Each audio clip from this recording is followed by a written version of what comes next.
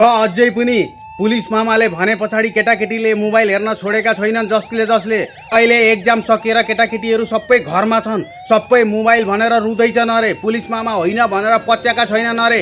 Police मामाले अब के गर्छ भने जो केटाकेटीहरूले अझै पनि मोबाइल हेर्न छोडेका छैनन्, झगडा गर्छन्, भात खाँदैनन्, अब म पुलिस मामा घरमा आएर बेजी हान्छु ती केटाकेटीहरूलाई।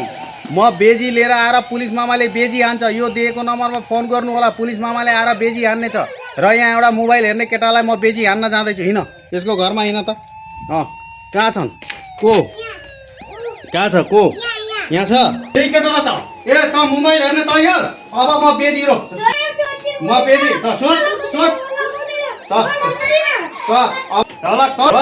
अब जो केटाकेटीहरूले मोबाइल हेर्छन्, हजुरहरूले भनेको मान्दैन, दबाई खाँदैनन्, पुलिस मामा घरमा आएर बेजी हान्ने छ।